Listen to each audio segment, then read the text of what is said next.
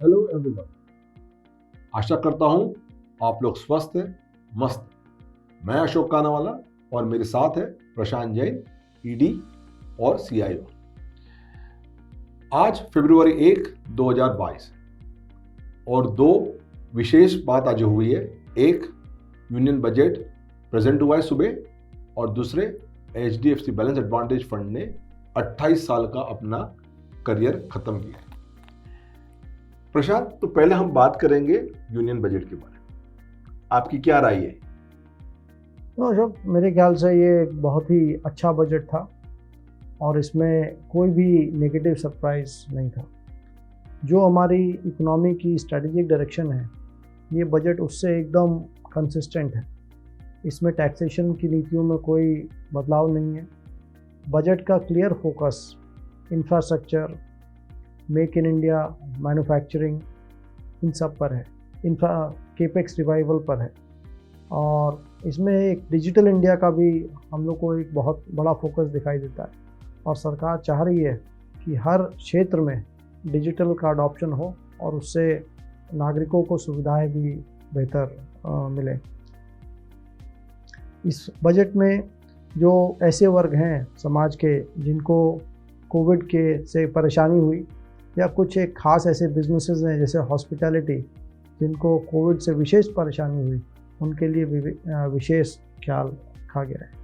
तो नेट मैं कहूँगा ये बजट एक बहुत ही अच्छा बजट है और एक अच्छे इकोनॉमी की पहचान यही है कि वहाँ की जो रूल्स हैं, जो रेगुलेशंस हैं, जो नीतियाँ हैं, जो टैक्स रेट्स हैं, उनमें स्थिरता होनी चाहिए और हम उस दिशा में काफ़ी आगे बढ़ चुके। प्रशांत, अब बात करेंगे बैलेंस एडवांटेज फंड की। एचडीएफसी बैलेंस एडवांटेज फंड जिसने आज 28 साल का अपना ऑपरेशंस ख़त्म किया है। बड़ा सक्सेसफुल ऑपरेशन रहा है। इसका CAGR अगर हम देखें पिछले 28 साल का 18% है। मैं नहीं समझता हूँ कि इंडिया में ऐसा कोई फंड है जिसने इतना लंबा काम से ये काम करते रहे हैं, सक्सेसफुल ऑपरेशन रहा है। और इंडिया में ऐसा कोई फंड नहीं जिसका फंड मैनेजर बिगिनिंग से एक ही फंड मैनेजर रहा।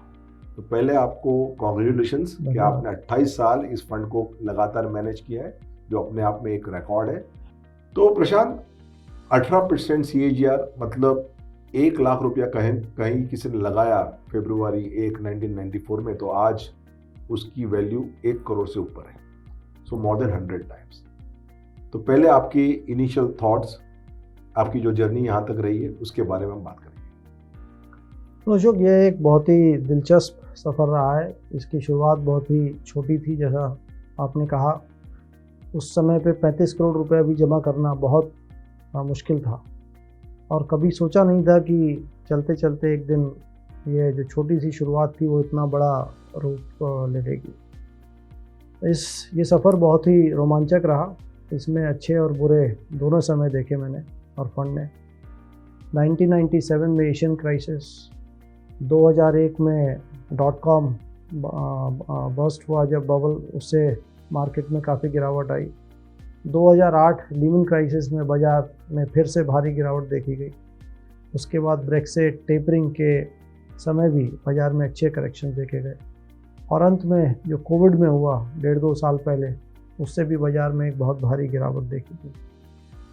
तो इस सभी अच्छे और बुरे समय के दौरान हम लोग ने एक अपनी कंसिस्टेंट अप्रोच रखी और अप्रोच यही थी कि बिज़नेस की सस्टेनेबिलिटी, उसकी स्ट्रेंथ पे फोकस किया जाए। इससे रिस्क कम होता है और अच्छे बिजनेसेस में इन्वेस्ट करने के साथ साथ हमको वैल्यूएशन पर भी एक शार्प फोकस रखना है। तो कई बार मैंने देखा है कि बिज़नेस अच्छा है, लेकिन अगर वैल्यू बहुत ज़्यादा हो जाती है तो लॉन्ग टर्म में वो एक अच्छा इन्वेस्टमेंट साबित नहीं होता। ऐसा हमने 2000 में सॉफ्टवेयर शेयर्स के साथ देखा, 2008 में इंफ्रास्ट्रक्चर के शेयर्स के साथ देखा, 2013-14 में हमने ये फार्मास्यूटिकल सेक्टर्स शेयर्स के साथ भी देखा। एंड आई थिंक इसी एक अप्रोच का कि सस्टेनेबिलिटी और वैल्यूएशन पे फोकस रखते हुए इसी को कंसिस्टेंटली फॉलो करने का नतीजा है कि आज फंड ने 18% 28 साल में रिटर्न दिया है साल का CAGR। और आई थिंक इस समय एक आइंस्टीन ने जो कहा था, compound interest is the 8th wonder in the world, तो आई थिंक ये फंड की जो जर्नी है उससे पावर ऑफ कंपाउंडिंग उसको हम एक बार फिर से समझ सकते हैं। बड़े प्रशांत, ये फंड पहले HDFC प्रूडेंस फंड के नाम से जाना जाता था। अब 2018 में जब सेबी की गाइडलाइंस आई और रिक्लासिफिकेशन हुआ तो इसका क्लासिफिकेशन एक बैलेंस एडवांटेज फंड है। हमने ये देखा है कि कुछ महीनों पहले या हमने देखा जब इसका इक्विटी एलोकेशन 80% के ऊपर था।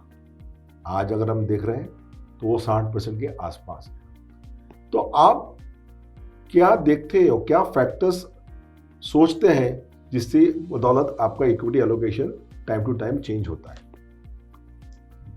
तो अशोक, अगर इस फंड के हिस्ट्री में जाएं तो पहले इस फंड में हम लोग इक्विटी के एलोकेशन को 40 से 60% के बीच में चेंज कर सकते थे। जब से बैलेंस एडवांटेज फंड बना है तब से ये इक्विटी एलोकेशन में फ्लेक्सिबिलिटी और ज़्यादा आ गई है। इक्विटी एलोकेशन मुख्यतः तीन बातों पर ही निर्धारित है। एक है कि इक्विटीज़ का वैल्यूएशन क्या है, दूसरा है प्रॉफिट में ग्रोथ की क्या एक्सपेक्टेशन है, क्या उम्मीद है, और तीसरा है कि इंटरेस्ट रेट्स कैसे हैं। अगर वैल्यूएशन कम है, प्रॉफिट ग्रोथ का आउटलुक स्ट्रॉन्ग है और इंटरेस्ट रेट्स कम है तो ये तीनों ही हायर इक्विटी एलोकेशन को सपोर्ट करते हैं। और अगर वैल्यूएशन ज़्यादा है, ग्रोथ आउटलुक कम है और इंटरेस्ट रेट ज़्यादा हैं तो ये तीनों कम इक्विटी एलोकेशन को सपोर्ट करते हैं। तो अगर हम जब देखें कोविड के लॉकडाउन के बाद जो करेक्शन आया उस समय इंडिया की वैल्यूएशन जो मार्केट की थी वो वन ऑफ द लोएस्ट हो गई और इंडिया का मार्केट कैप टू GDP 50% के भी नीचे चला गया था। दूसरी बात ये, क्योंकि कोविड से डील करने के लिए सरकार की नीतियाँ चेंज हुई और ऐसा लगता था कि जैसे ही कोविड ख़त्म होगा तो ग्रोथ में एक तेज़ी आएगी, तो दूसरा फैक्टर भी फेवरेबल हो गया। और कोविड से डील करने के लिए इंडिया और इंडिया के बाहर सभी जगह इंटरेस्ट रेट्स काफ़ी कम कर दिए गए। उससे इक्विटीज़ का जो रिलेटिव वैल्यूएशन था वो और अच्छा लगने लगा। और इन्हीं तीन कारणों की वजह से हम लोग ने इक्विटी का जो एलोकेशन था वो एक लाइफ टाइम हाई पे हम लोग ले गए और उसके नतीजे बहुत अच्छे आए जैसा कि सबको मालूम है।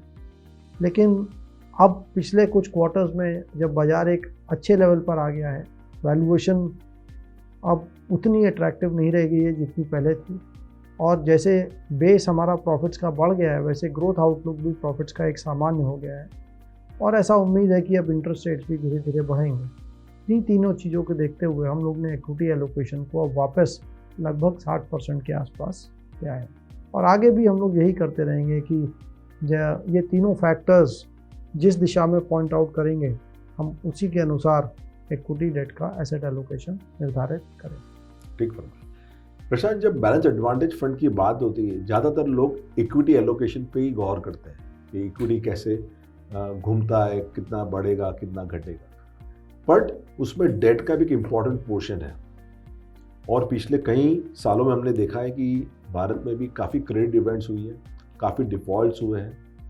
हमारे फंड हाउस में उसकी इम्पैक्ट ज़्यादा नहीं आई, बट जब मैं बैलेंस एडवांटेज फंड की बात करता हूँ जिसमें भी डेट हमेशा 20, 30, 40% होता है और मैं जब पिछले 28 साल का ट्रैक रिकॉर्ड देखता हूँ आपका, तो आपने डेट को भी बहुत खूबी से मैनेज किया है। आपके उसमें कभी भी कोई क्रेडिट इवेंट नहीं आई। तो क्या थॉट्स है आपके कि क्या आप देखते हो जब आप कोई डेट इन्वेस्टमेंट अपने बैलेंस एडवांटेज फंड में करते हो? तो अशोक, डेट एक ऐसी कैटेगरी है जहाँ पर कि हम जब रिस्क लेते हैं तो हमको उसका जो पोटेंशियल रिवॉर्ड है, ये जो एक्स्ट्रा रिटर्न है वो बहुत कम है। और ये मैंने अपने करियर के एकदम शुरू में ही समझ लिया था, क्योंकि करियर के शुरू में मैंने अपने करियर की शुरुआत डेट से ही की थी। और क्योंकि मैं इक्विटीज़ को एनालाइज करता हूँ तो मेरी बिजनेसेस की अंडरस्टैंडिंग ठीक है। और आई थिंक यही एक कंजर्वेटिव अप्रोच की वजह से और सही समझ की वजह से हम जो है जो जितने भी क्रेडिट इवेंट्स हुए इस 28 सालों में उन सभी को हम अवॉइड कर पाए और आशा करता हूँ कि आगे भी हम ऐसा ही करते रहें।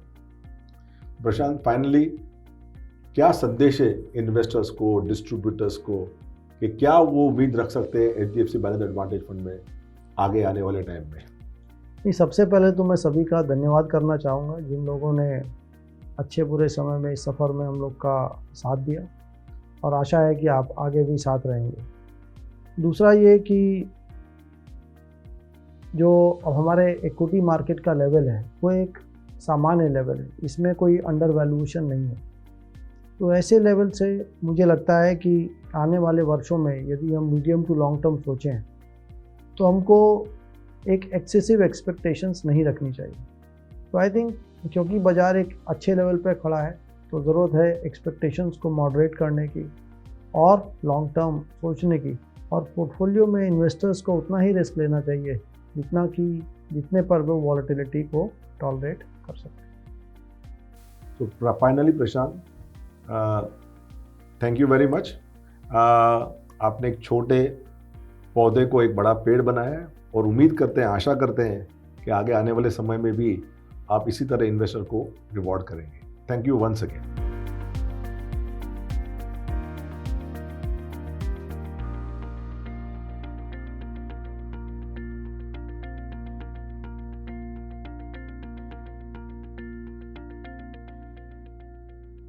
म्यूचुअल फंड निवेश बाजार के जोखिमों के अधीन है। योजना से जुड़े सभी दस्तावेजों को ध्यान से पढ़ें।